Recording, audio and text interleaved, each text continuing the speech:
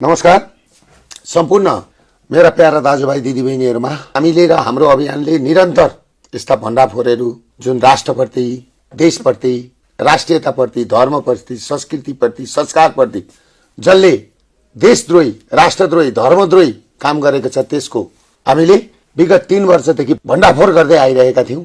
यो भण्डाफोर गर्ने कार्य अन्तर्गत गएको भदौ 23 र 24 गतेको जेनजी आन्दोलन कसरी भयो, जेनजी आन्दोलनलाई कसरी हाइजेक गरियो, जेनजी आन्दोलन कहाँबाट चल्यो, के कारणबाट चल्यो र को थिए यसमा इन्भल्भ भन्ने कुरा हामीले 10 देखि 15% मात्रै देखाएका थियौं। र फेरि आज हामी नयाँ तरिकाको अर्को कुन एनजीओ, कुन आईएनजीओ कसरी समाज भड्काउँछन्, पहिला समाजमा कसरी विष भर्छन्, समाजमा पनि कस्ता मान्छे खोजदार छन्, पढेका, लेखेका, जान्ने तर बिक्ने, किन्ने, खरिद हुने मान्छे, बिक्ने मान्छे खोजेर कसरी अघि बढ्दो रहेछ भन्ने कुरो अरु 30% हामीले यसमा सार्वजनिक गर्दैछौं।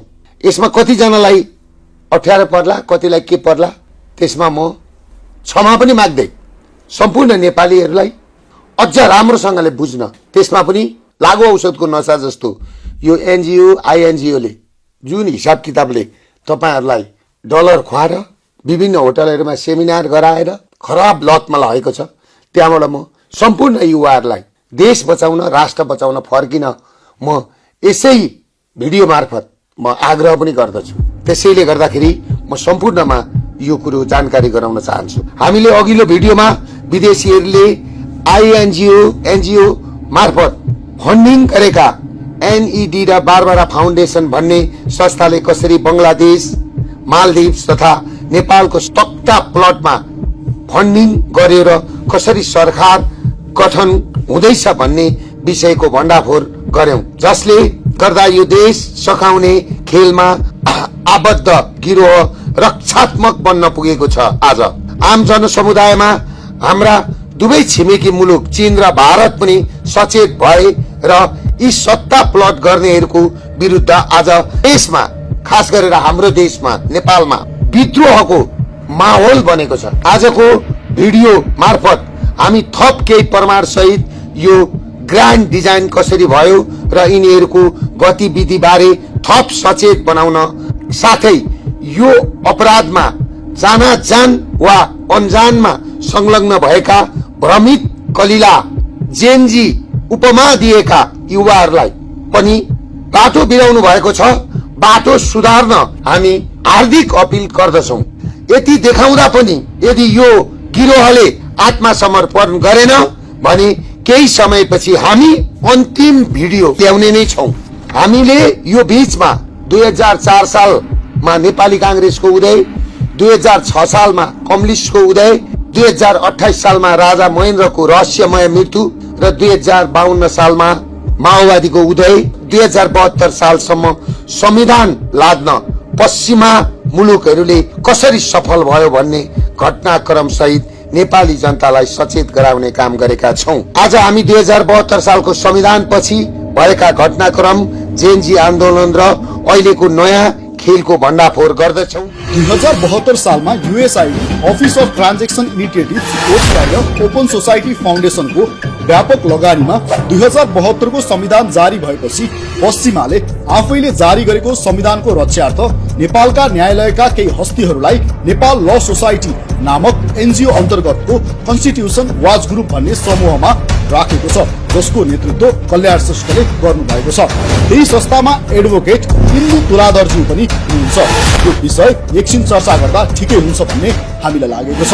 वुमेन्स डेमोक्रेटिक नेटवर्क WDN बाहिरबाट हेर्दा महिला सशक्तिकरणको कुरा गर्छ, महिला नेतृत्वको कुरा गर्दछ, जुन राम्रो देखिन्छ। तर यसको भित्री इन्जिनियरिङ हेर्दा जुन देशमा यो क्रियाशील छ त्यहाँ कुसफल हुन्छ, त्यहाँ अन्तरिम सरकार गठन गर्दा महिला नेतृत्व ल्याइदा समाजले त्यो कु सजिलै पचाउने वातावरण निर्माण गर्ने देखिन्छ। एकपटक सोचौं, नेपालमा पश्चिम पुँजीवादी विचारधारा अथवा नेपाली कांग्रेससँग विचार मिल्ने अनि आईआरआई की सदस्य इन्दु तुलाधरको नेपाल ल सोसाइटी नेटवर्क न्याय क्षेत्रमा आबद्ध पश्चिमले बनाएको संविधान कुरेर राखेको कन्स्टिट्युसन वाच ग्रुप निकट अनि महिला पात्र को हुन सक्छ। त्यसैले सुशीला कार्कीजीलाई योजनाबद्ध तरिकाले मैदानमा उतारियो र उत्तेजनात्मक अभिव्यक्ति दिन लगाइयो। राजीनामा दिएर मात्रै हुँदैन, यो हत्याको जिम्मा लिएर कटघरामा उभिनु। उद्देश्य र योजना थियो नयाँ महिला प्रधानमन्त्री जसलाई नेपाली समाजले सजिलै स्वीकारोस्। त्यसैले यो संविधान जुक्तिले बाँचेको होइन, बचाइएको हो भन्नुस्। कन्स्टिट्युसन वाच ग्रुप र वुमेन्स डेमोक्रेटिक नेटवर्क दुवै सफल भए। पश्चिमले आफै बनाएको संविधान आफै किन फाल्थ्यो र, होइन त?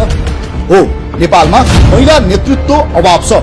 हामी आफै महिला नेतृत्व विकासमा प्रतिबद्ध छौं, तर एकपटक सोचौं, 52% महिला मतदाता भएको देशमा आइजीएफएफ अनुपमको नाममा खुलेआम निर्वाचन केन्द्रित गतिविधि भइरहेको छ। अनुपमले पार्टी हेर्दैन, जुन विचारधारामा जो संगठित भए पनि 33% महिला कुनै वर्ष भन्छ। बाहिरबाट हेर्दा यो कुरा गलत देखिँदैन, तर सोच्नुहोस्, यो दलीयताको अन्त्य गर्ने पश्चिमी मिसन हो कि होइन? कि 52% महिला मतदाता कब्जा गरेर आफ्ना नीति अनुसार निर्वाचन परिणाम निकाल्ने हतियार हो? यो कस्तो व्यवस्था हो जहाँ विदेशी आएर खुलेआम निर्वाचन केन्द्रित परियोजना सञ्चालन गर्दछ? महिला मात्र होइन, दलितको नाममा पनि त्यस्तै गतिविधि भइरहेको छ। छलाक सो घोषित दलितहरूको समानुपातिक मत केन्द्रित गर्न सफल भयो भने समानुपातिक संसदमा कस्ता पात्र आउने हुन्? हुँदाहुँदै बालनको प्रयोग गरेर 28 वर्ष मुनि र माथिको पुस्ताको वर्गीकरण गर्न पश्चिम सफल भएको छ। अर्कोतर्फ 45 वर्षको सीमा तोकेर उही बालनले सिल्भर भोलुन्टियर कार्यक्रम सरकारी पैसामा सञ्चालन गर्दै आएका छन्। यो सानो विषय होइन, नेपालमा पश्चिमको पोलिटिकल इन्जिनियरिङको खेल हो जसले ठूलो दुर्घटना निम्त्याउँदैछ। उद्देश्य हो निर्वाचन अघि मतदाताको सोच नियन्त्रण गर्ने, जुन अत्यन्तै खतरनाक छ। अब कुरा गरौं जुरी नेपालको। यो संस्थालाई आइआरआईले नेपालमा लिगल आर्किटेक्टका लागि किनेको हो। उद्देश्य थियो अन्तरिम सरकार निर्माणको प्रक्रियाको व्यवस्थापन, आफ्ना इएलए वाइएस का एजेन्टहरूलाई परिआउँदा न्यायिक सहयोग उपलब्ध गराउने र पश्चिमी योजना विफल बनाउन लाग्ने नेपालीहरूलाई न्यायिक उल्झनमा पार्ने। ओम प्रकाश अर्यालले सरकार बनाउँदै गर्दा राष्ट्रपति कार्यालयमा खेलेको भूमिका, बालनको कानुनी रक्षा र लोकमानदेखि गिरिबन्धुहरूसम्म हेर्दा यो आफै पुष्टि हुन्छ, जसको पुरस्कार स्वरूप उनै ओम प्रकाश अर्याल अहिले गृहमन्त्री छन्। नेपाली जनसमुदाय, यो हाम्रो आरोप होइन, समयक्रम र जुरी नेपालमा आइआरआई को लगानीले नै यसको पुष्टि गरेको हो। अब हामीले एनइडी भन्ने संस्थाले यो सत्ता पलट किन, कसरी र कहिले सुरु गर्यो भन्ने विषयमा तपाईहरूले बुझ्ने गरेर देखाइदिँदैछौँ। जब मार्च 8, 2021 मा नेपालको सर्वोच्च अदालतले माओवादी प्रयोग गरेर एमाले कब्जा गर्ने पश्चिमको योजना पार्टी फुटाइदिएर विफल बनायो, तब जुलाई 1, 2021 देखि यो एनइडी संस्थाको मिशन नेपालमा सुरु भएको हो, जसको नाम थियो युवा नेतृत्व पारदर्शी नीति। यसको उद्देश्य थियो खरिद गर्न सकिने युवा नेतृत्व, युवा समूहको खोजी र भारत र चीनको नेपाल भित्रको प्रभावको नियन्त्रण। तर यो मिशनको भित्री लक्ष्य थियो पश्चिमको आइपीएस परियोजना अन्तर्गत नेपालमा राजनैतिक वातावरण बनाउने। आइआरआईले एकतर्फ we for change, centre for social change र दलित युथ अलायन्स, हामी नेपाल, कलाकार, पत्रकार लगायत संस्थासँग सहकार्य र सहभागी छनौट मापदण्ड तय गर्न छलफल चलाउन सुरु गर्यो भने अर्कोतर्फ सोलुसन कन्सल्टेन्ट प्रणाली मार्फत सर्वे गर्यो। सर्वेको मुख्य लक्ष्य थियो नेपाली समाजको अन्तर्विरोधको खोजी, युवाहरूको ब्रेन वाश स्कुलिङ। बाँकी यो आइआरआई को रिपोर्टमा आफै हेर्नुहोस्। सर्वेपछि तयार गरिन्छ इएलए वाइएस पाठ्यक्रम। पाठ्यक्रमको मुख्य विषय थियो बुढा नेताले गर्दा युवा नेतृत्वमा आउन सकेनन्, भारत र चीनले गर्दा नेपाल विकास हुन सकेन। यही पाठ्यक्रमले अहिले देखिएका युवा भ्रमित छन्। त्यसपछि चुनावको घोषणा हुन स्थानीय चुनावमा बालेन्द्र शाहलाई centre for media research CMR Nepal पत्रकार समूह प्रयोग गरेर देवत्वकरण गरिन्छ र उनीहरूलाई पहिलो सफलता मिल्छ। सोही समयमा सुदन गुरुङलाई थरानमा हर्क सम्पाङ विरुद्ध प्रयोग गरिन्छ, त्यही उनीहरू विफल हुन्छन्। सीएमआर नेपाल पनि आइआरआईबाट डलर लिने संस्था हो र नेपालमा मिडिया म्यानिपुलेसनको काम गर्दछ। त्यसपछि आउँछ संसदीय निर्वाचन। चुनाव अघि रविलाई केन्द्रमा राखेर इएलए वाइएस का विद्यार्थी तोसिमा, सुमना, सोभिता, गणेश कार्की, पुकार बम लगायतका झुण्ड बटुलेर रविको नेतृत्वमा रासोपा बनाइन्छ र pre election colour revolution trial गरिन्छ भने गुल्मीका सागर ढकाललाई डडेलधुरा लगिन्छ। यहाँ पनि यिनीहरूलाई दोस्रो सफलता मिल्छ। त्यसपछि सुरु हुन्छ मिशन 84। आईआरआई गुपचुप रूपमा 84 को चुनावी तयारीको लागि क्रियाशील हुन्छ। यही मिशन अन्तर्गत महिलाको लागि आईजीएफएफ अनुपम, दलितको लागि दलित अभियान, चुनावी माहौलको लागि सीएमआर नेपाल, मजदुरहरूका लागि सोलिडारिटी सेन्टर, तिब्बतीका लागि चाइना इन द वर्ल्ड लगायत अमेरिकामा दर्ता रहेका ग्लोबल प्रपोज ग्रुप अन्तर्गतको वी हेल्प नेपाल, हामी नेपाल जस्ता संस्था क्रियाशील गराइन्छ।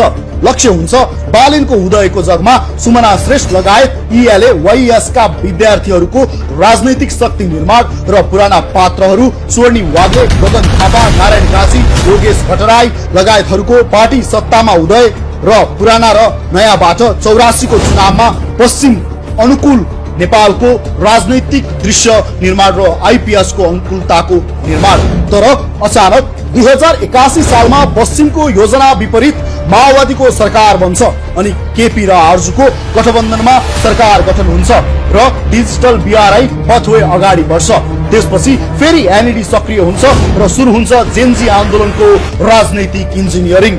सिंहदरबार जलाउने र तख्ता पल्टाउने कुको योजना सहित उद्देश्य हुन्छ केपी ओलीको बहिर्गमन, अन्तरिम सरकार निर्माण र पार्टी भित्र महाधिवेशन मार्फत पश्चिम अनुकूल नेतृत्व स्थापना। 2081 सालमा आईआरआईले सीएसआईआर सर्वे गरेको छ। त्यो हामीले यहाँ राखिदिएका छौं, गुगलमा पनि भेटिन्छ। खास गरी देशका सुरक्षा विज्ञले त्यसको विश्लेषण गर्नु अत्यन्त जरुरी छ। त्यहाँ सर्वेक्षणका केही विषयहरू गम्भीर छन्। कति जनता कुन सामाजिक सञ्जाल कति प्रयोग गर्छन्, अहिलेका पार्टी ठिक छन् कि नयाँ पार्टी आउँदा ठिक हुन्छ, कति जनता अहिलेको व्यवस्थामा खुसी छन्, कति प्रतिशत मतदाता कुन उमेर समूहका छन्, कति युवा विदेश जाने मानसिकतामा छन् र कुन जातिका कति मतदाता छन्, यी सबै कुरा त्यहाँ उल्लेख छन्। पश्चिमले यस्तो डेटा संकलन र विश्लेषण गरेर मात्र सत्ता परिवर्तनको राजनीतिक इन्जिनियरिङ गर्ने गर्छ, जुन कुरा हाम्रा संयन्त्रले थाहा नै पाउँदैनन्। जेनजी आन्दोलनको डिजाइन यही संस्थाले यही सर्वे डाटाको आधारमा गरेको हो। सबैले एकपटक यो विषय गम्भीर भएर हेर्नुहोस्। यही सर्वेक्षणको नतिजा हेर्ने हो भने 58% जनता मात्र यो व्यवस्थाको साथमा छन्। 42% जनता 2081 सालमै व्यवस्था परिवर्तनको पक्षमा थिए। अहिले यो नाङ्गो वैदेशिक हस्तक्षेप र आईएनजीओ को सरकार देखेपछि यो अभिमत बढेर 80% जनता व्यवस्था परिवर्तनको पक्षमा पुगेका छन्। त्यसैले पनि अबको परिवर्तनमा साथ दिन हामी सुरक्षा संयन्त्रलाई अपील गर्दछौं। हामीले बिर्सन नहुने कुरा के हो भने बालेनको सिंहदरबार जलाउने धम्की र सीएसआईआर आईआरआई अन्तर्गतद्वारा गरिएको 2024 को सर्वेक्षणको समय आपसमा मेल खान्छ। 3 सेप्टेम्बर 2025 मा सकिएको केपी ओलीको चीन भ्रमणमा भएका हरकत, हुवाईलाई नेपाली टेलिकमको बिलिङ सिस्टम ठेक्का लगायतका कारण र पश्चिम यापहरूको प्रतिबन्धको प्रतिशोध दिन भाद्र 23 र 24 गतेको अपरेसन गर्न एनईडीलाई सजिलो भयो। हामीले अघिल्लो भिडियोमा एकाउन्टेबिलिटी ल्याब, फ्रिडम स्टुडियो लगायतका संस्थाले कसरी नेपो बेबी ट्रेन्ड चलाए भन्ने देखाइसकेका छौं।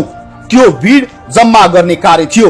त्यो दिन 33% फेक आइडीहरूको प्रयोग भएको इजरायली अनुसन्धानकर्ताहरूले पुष्टि गरेका छन्। नमस्ते युवा साथीहरू, मेरो नाम निश्चल खराल हो र म फ्रिडम स्टुडियोको संस्थापक हुँ र यो संस्थालाई नेतृत्व पनि गर्छु।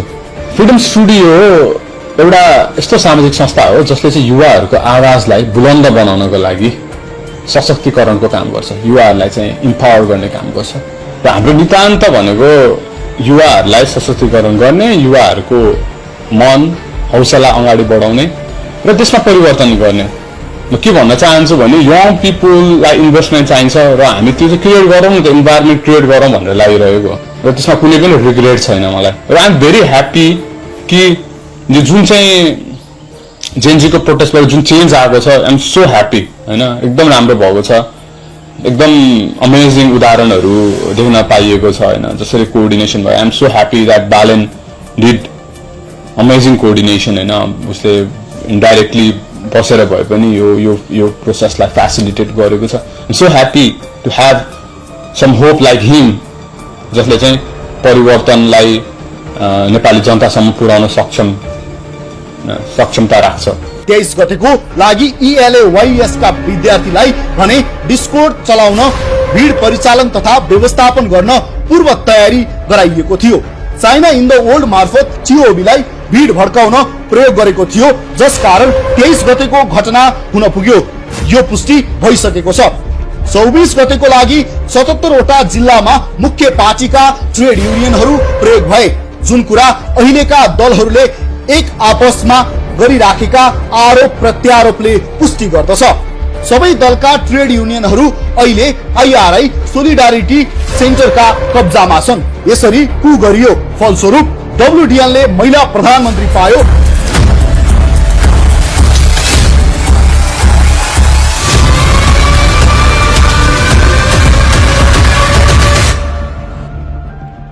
जुरी नेपालले गृह मन्त्री पायो, बारबाराले संचार मन्त्री पायो। यो सरकारले दुई काम गर्यो। एक, हुवाईको नेपाल टेलिकम बिलिङ सिस्टमको ठेक्का प्रक्रिया तोड्यो। दुई, BRI पास गर्ने मन्त्रीलाई जेल हाल्यो। यसरी यो पश्चिमाको कठपुतली सरकार हाम्रा छिमेकी विरुद्ध प्रयोग हुँदै जानेछ। प्रायोजित जेन्जी आन्दोलनले आफ्नो मुख्य कार्यभार भने पूरा गरेको छ। चीन निकट पुगेको सरकार परिवर्तन, आफ्ना लगानी गरिएका व्यक्ति INGO लगायतको अन्तरिम सरकार गठन, मुख्य पार्टी भित्र जबरजस्ती महाधिवेशन। यहाँ पनि ELAYS को योजना आफ्नै लगानीमा बनाएको 72 को संविधान भित्रबाट अन्तरिम सरकार गठन, रोडम्याप, सेनासँग वार्ता र सांसद विघटनको एक मात्र बाटो र 24 गते साँझ बालेनको सोही सेनासँग वार्ता र संसद विघटन एजेन्डा स्टाटस मार्फत आउनु पनि संयोग नै होला। अब विभिन्न आवरणमा भएका ELAYS का झुण्डलाई सुमनाको नेतृत्वमा एकै ठाउँमा जम्मा गरेर नेपाली जनतालाई अर्को धोका दिने खेल रचिँदैछ। आजको दिनमा हामीले यो सत्यलाई उजागर गर्न बाध्यतामा छौं। सुमना श्रेष्ठ सन् 2015 मा नेपाल आएर विवेकशील साझामा जोडिएकी हुन् र उनका श्रीमान पवेल स्टाविन्स्की हुन्। उनको अध्ययन इकोनोमिक्स हो, तर नेपाल आउन अगाडि उनी पोल्यान्डका पोलिस पत्रकार हुन्।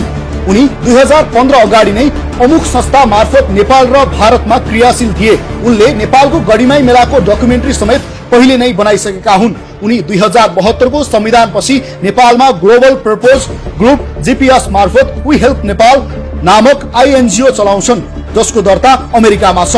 VIN, PISL, वास जस्ता संस्थामा $6 लाख बढी रकम नेपाल भित्राइसकेको छ।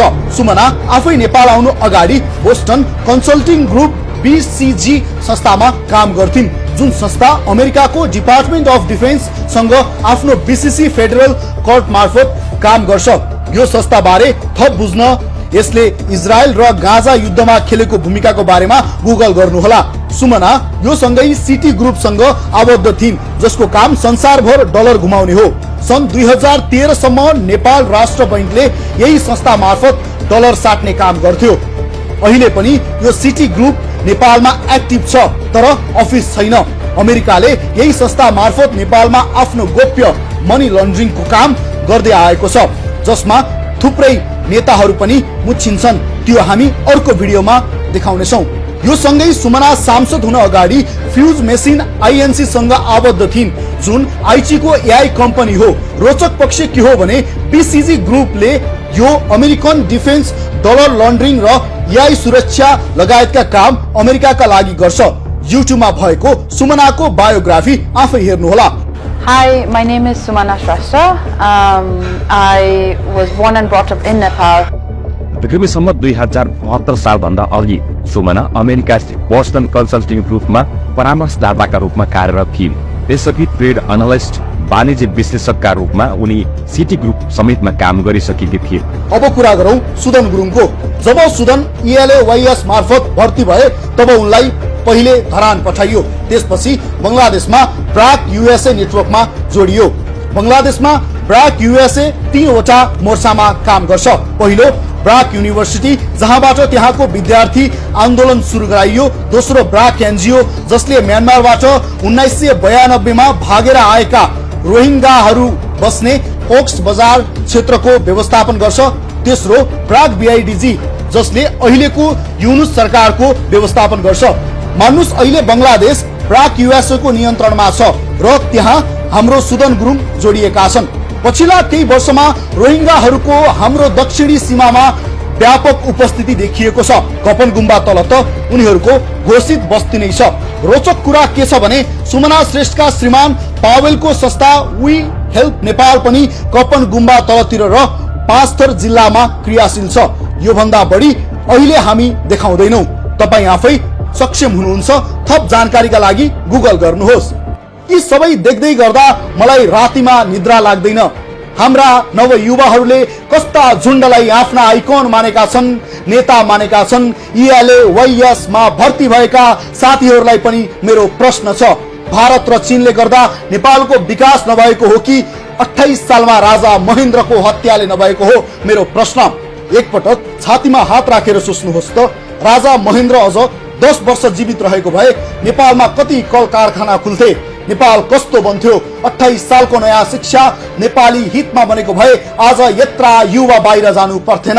राजा महेन्द्रले युएनमा नेपाल दर्ता गरे बापत अमेरिकाको खम्पा विद्रोहमा सहयोग नगर्दा आफ्नो ज्यान गुमाउनु पर्यो। सन् 1973 को USAID न्यू डाइरेक्शन्स अन्तर्गत नेपाल कसरी अस्थिरतामा फस्यो, 2062-63 मा कसरी धर्म र राष्ट्रता एकैपल्ट गुमायो, कसरी 124 जात जाति भएको देशमा जातीय राज्यको अवधारणा लादियो, कहिले पनि स्थिर सरकार नबन्ने संसदीय व्यवस्था लादियो। अब सबैले यो प्रश्नको उत्तर खोजौं के यही संविधानले देशमा स्थिरता आउला? त्यसैले नवयुवा पुराना पुस्ता सबैलाई म विनम्रताका साथ अपील गर्दछु, हामी पश्चिमको इन्डो पेसिफिक स्ट्राटेजीको शिकार भएका हौं। 46 मा राजा जानु, 52 मा जनयुद्ध हुनु, 58 मा राजा मारिनु, 62-63 मा अन्तरिम संविधानमा धोका दिएर राष्ट्रस्था र धर्म सधैँको लागि अन्त्य गराइनु, 72 मा अस्थिर व्यवस्था लादिनु र अहिले त्यसैको जगमा आफ्ना एजेन्टहरूलाई राज्य सत्तामा पुर्याएर चुनावको नाटक गरेर सदाका लागि नेपाल नियन्त्रण गर्नु पश्चिमको ग्रान्ड डिजाइन हो। आइपीएस भनेको अमेरिकाको एसिया नियन्त्रण गर्ने परियोजना हो, जसको लागि भारत र चीनलाई नेपाली भूमि प्रयोग गरेर नियन्त्रण गर्ने योजना हो। आफै कल्पना गर्नुहोस्, नेपालबाट यस्ता गतिविधि सञ्चालन हुन थाले भने दुई महाशक्ति बीचमा रहेको निरीह नेपालको के हविगत हुन्छ? नेपाल सकिन कति मिनेट लाग्ला? अब प्रश्न उठ्छ। यत्रो आर्थिक गतिविधि भइरहँदा नेपालको अर्थ मन्त्रालय र सुरक्षा संयन्त्र काउन्टर इन्टेलिजेन्स के हेरेर बसेका छन्? हामी अर्थ मन्त्रालयका सहसचिव मधु कुमार मरासैनी र उपसचिव नारायण ढकाललाई प्रश्न गर्न चाहन्छौं, तपाईहरू के गर्दै हुनुहुन्छ? यसभन्दा बढी कुरा हामी यस भिडियोमा खोल्दैनौं। सुरक्षा संयन्त्रको कुरा गर्दा पश्चिमको राजनीतिक इन्जिनियरिङ बुझ्न सक्ने जनशक्ति र विज्ञ नेपालमा देखिँदैनन्। उहाँहरूको विश्लेषण, गतिविधि र निष्कर्ष सुन्दा हामीलाई लाग्छ उहाँहरू सतहमै रुमलिनु भएको छ। यो देश बचाउन उहाँहरूले ठूलो चमत्कारिक ज्ञान हासिल गर्नुपर्ने देखिन्छ, तर पनि हामी उहाँहरूप्रति सम्मान नै राख्छौं, मानौ हामी नै देशका दुश्मन हौं। साथी हो, नेपालले शक्ति राष्ट्रको सैन्य रणनीतिमा फस्नु हुँदैन। अब यिनीहरूले नै ब्याक गराउन सक्ने अन्तरिम नेपाली शक्ति नै राष्ट्रस्थ हो। हाम्रो एउटै निष्कर्ष छ, नेपाल जोगाउने हो भने हामीले आह्वान गरेको अन्तिम मौलिक विद्रोहबाट पश्चिमाको यो षड्यन्त्र परास्त गर्न सकिएन भने नेपाल भन्ने देश रहँदैन। देख्नुभयो तपाईहरुले यो सरकार कसरी बनेको रहेछ, यो देशलाई कहाँ लगिँदै रहेछ र सुशीला कार्कीको सरकार कसले बनाएको रहेछ? सबै यो गोविन्द केसीलाई अनसनमा सुताएर गोविन्द केसीको जगमा बनेको उज्जवल थापाले नेतृत्व गरेको विवेकशील पार्टी र उज्जवल थापा फाउन्डेसन, एनईडी साथै बरबरा फाउन्डेसन लगायतले आज यो देशमा वितण्डा मचाएको छ। त्यसले गर्दाखेरि यो सरकारलाई हामीले चाँडै विदा गरेर नेपालीहरूको सरकार, नेपाली भूमिको सरकार, नेपाली माटो सुहाउँदो सरकार, राष्ट्रियता जोगाउने सरकार बनाउनु छ। साथै अरू पनि प्रमाणहरू हामी आन्दोलन